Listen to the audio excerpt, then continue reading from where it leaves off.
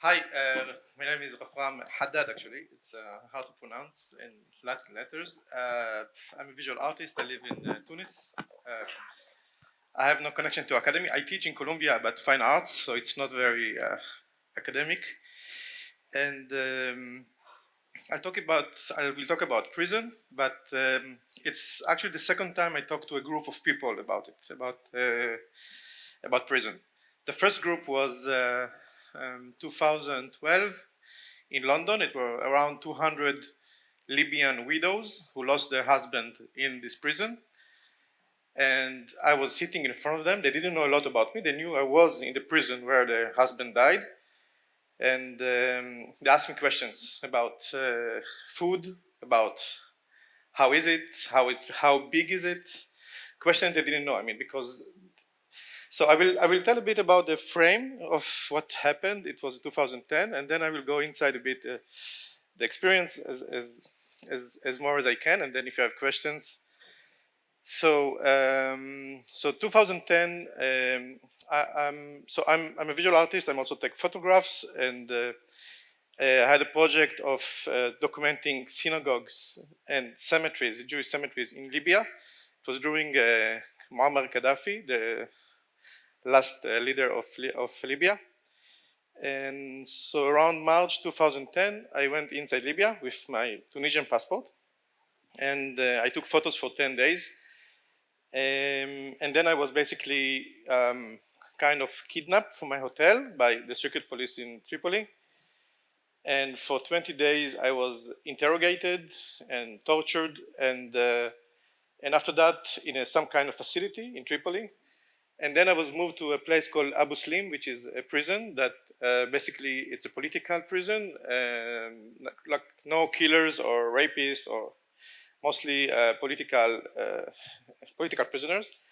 And I didn't know a lot about the prison when I was there. I knew a lot after, but I knew that after that I knew that basically people do not survive this prison because there's no interest of the government to release you from there basically, and there's no trial system, no lawyers. It's very, very different from other prisons. And we talk about films. Like I saw prison films. I mean, I didn't have very big experience in prisons. I had some actually, but it was something else. But this one was very, very strange.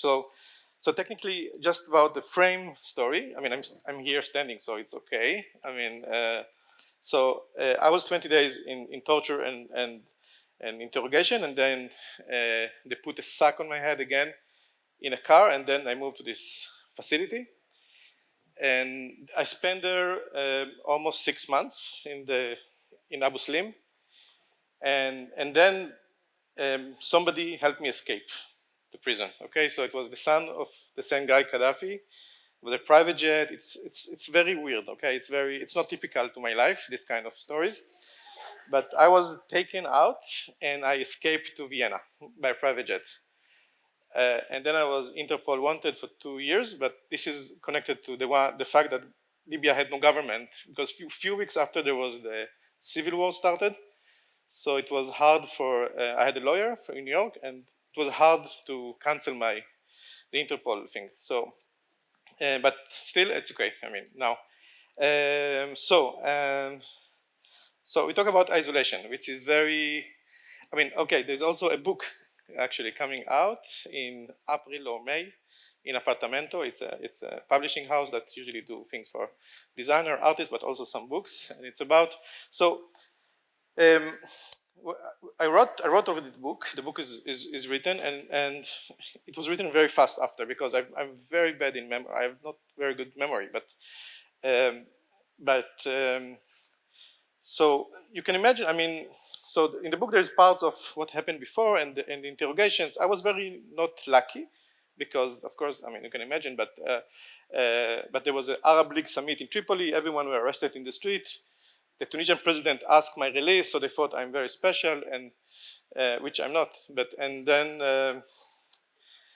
when I went to Abu Salim, it was basically a room of almost 2 meters. I know because I'm less than 2 meters. So when I lay down, it was a bit more. And there was a mattress and a blanket, and that's it.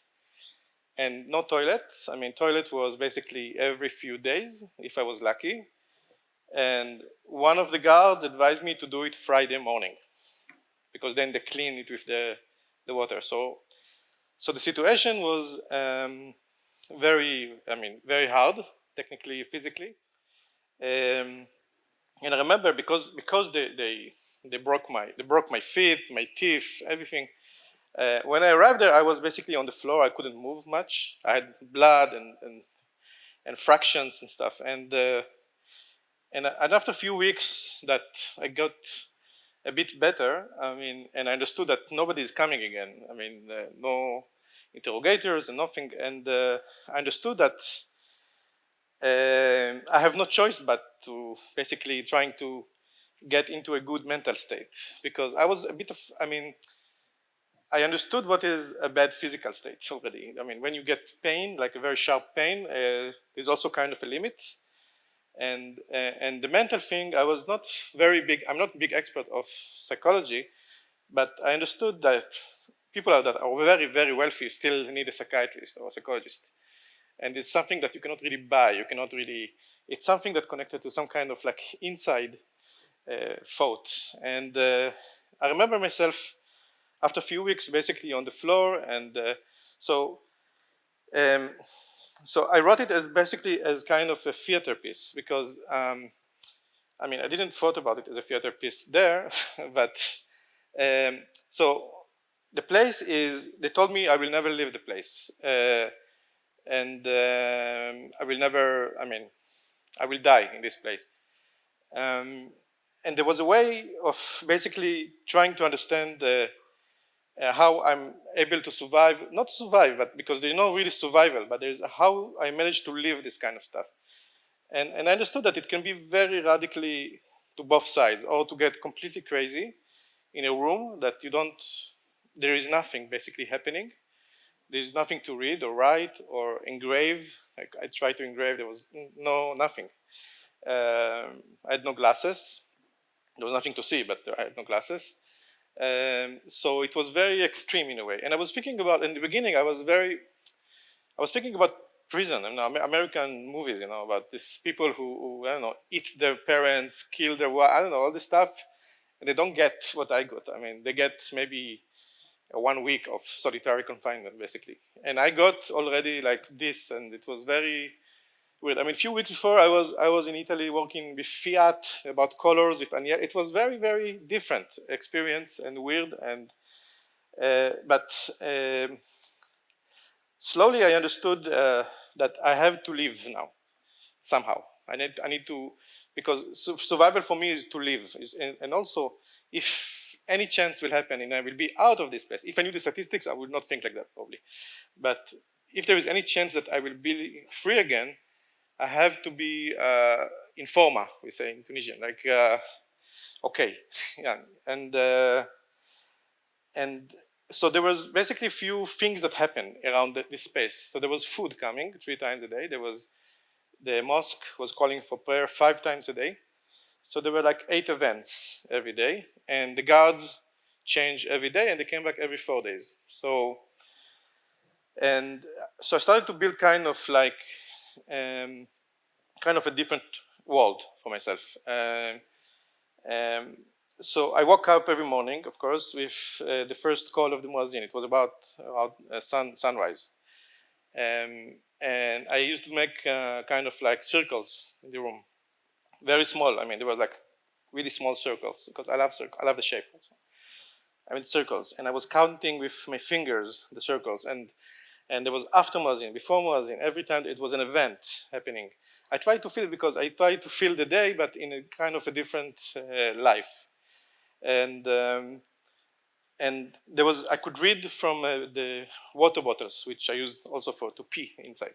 So there were water bottles coming with the food, and that was the only text I had. But and then I also built a chessboard from food boxes. It took me 2 months to build it. It was from kind of cardboard that had the box on top and tops of water. And I think after 2 months that basically I was starting to get used to this kind of my new life, which have nothing that I know of today. I mean, it was completely new life that I designed.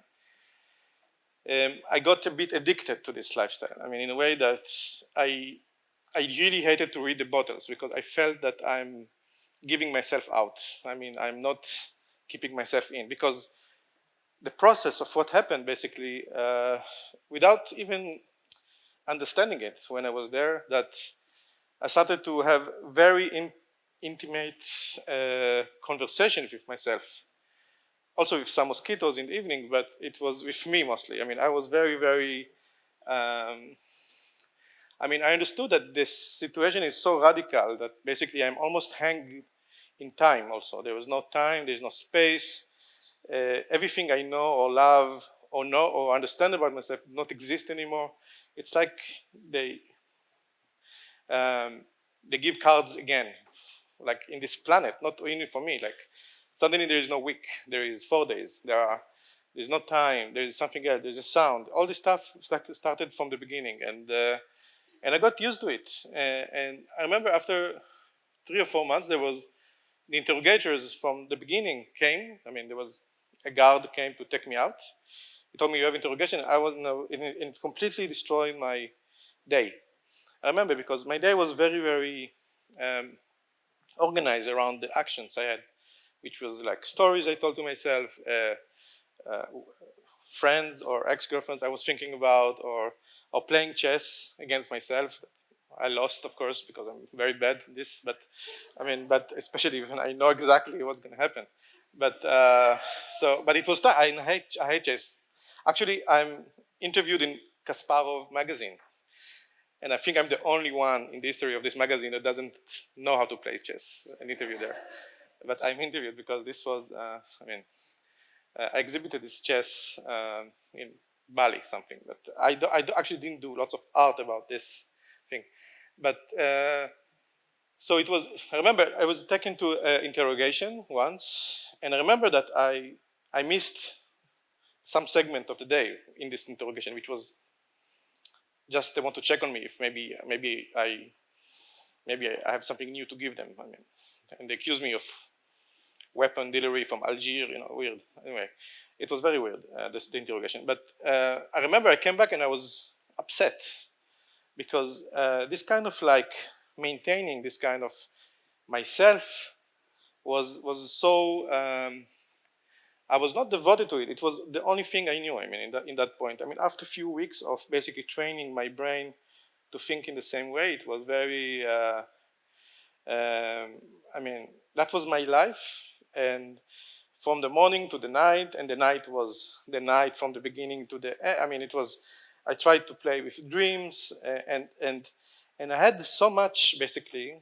It sounds like almost like a cheap philosophical text of you have inside everything, but it's, I mean, the thing is that, I mean, I'm very distracted, very, very fast in my life. I mean, I watch stuff, I take photos, I make sculptures, everything is very, always driving me, everything driving me. Every story of my mother or community-wise or everything build million stuff in my head.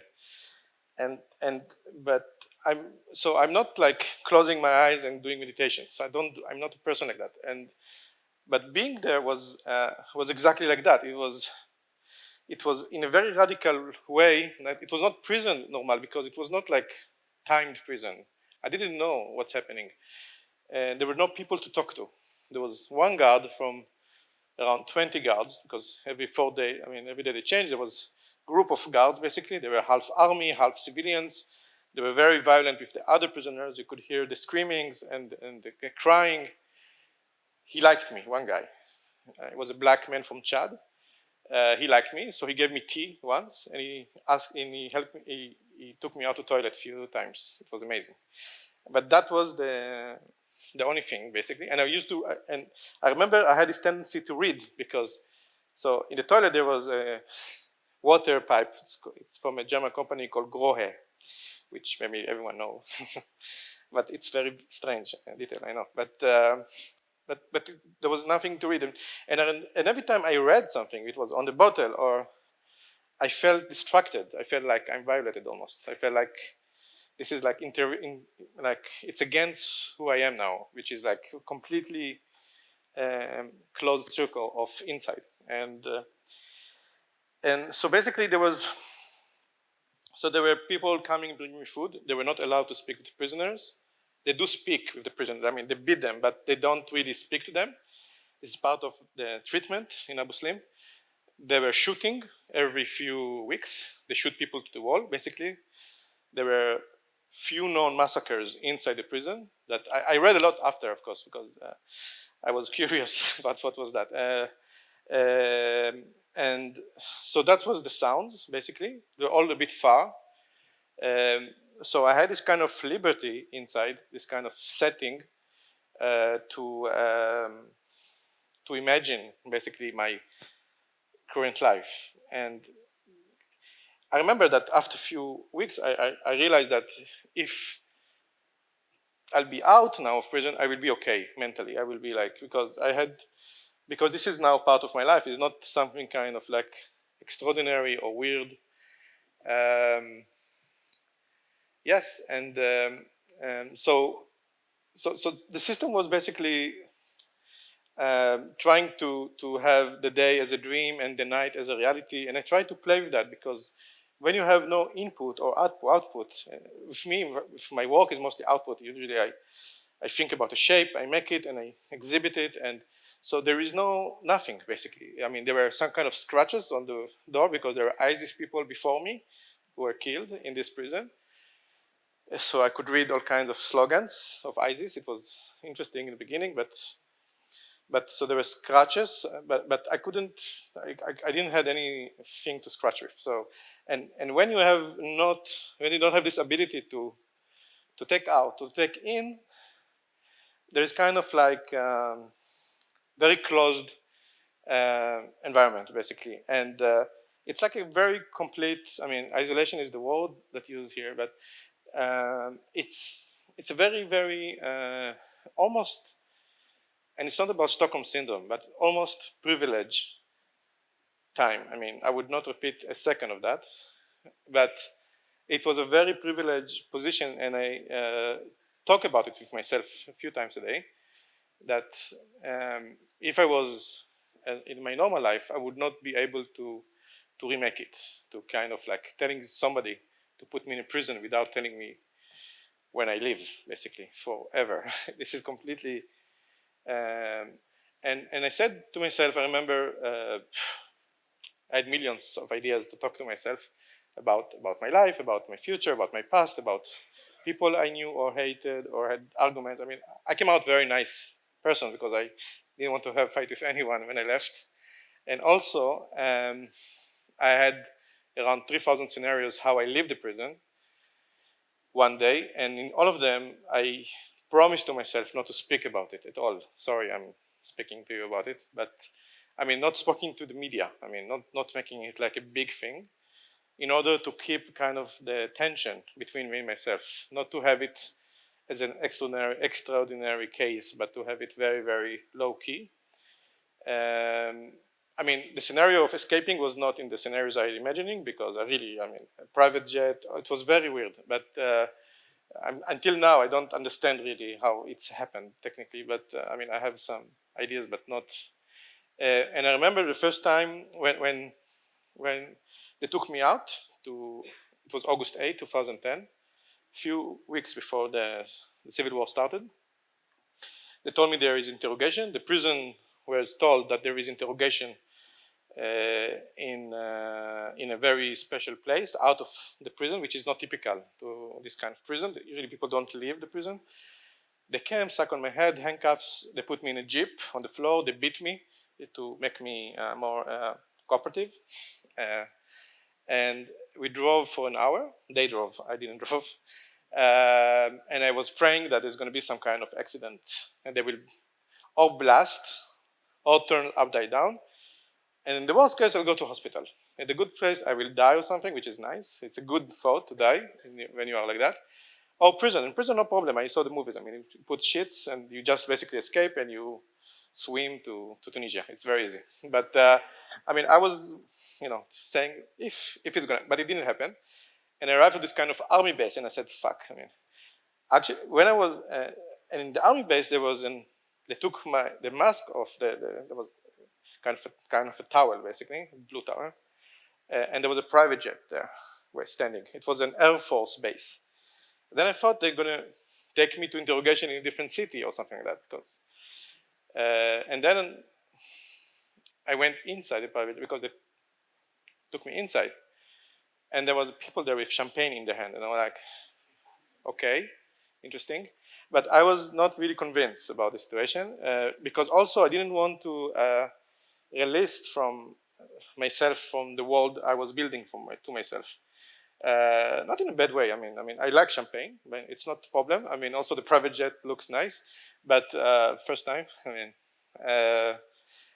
but I mean, it was very. I tried to keep it a bit, and it took me a few minutes to understand. I mean, I went to toilet actually. It was a nice toilet. I mean, leather and stuff, and I understood. I looked at me in the mirror, and then I realized that because they tried to tell me that they take me out, and I didn't really understand that because it looks very weird, and I was very worried about that. I lost few time in my day in prison, about the chess and about some fantasies and about some stories, and I was a bit upset about it. But then it's like fell down in my head that maybe it's actually I'm going back to the world I knew before, which is not the best world in the world. I mean, it's not. I mean, you know that already. But it was something else, and I came out and I realized that, and I released basically the whole timeline and the whole kind of like attachments I had, and that's it. I mean, there was another problem. I mean, they took a photo of me. It was in the news. It was in all the news. I mean, I didn't give interviews for years about that, so I tried to keep it very low key. But that's yeah. So I think yeah. I mean, I can talk for hours about that, but maybe if you have questions, it can operate me a bit more. I mean.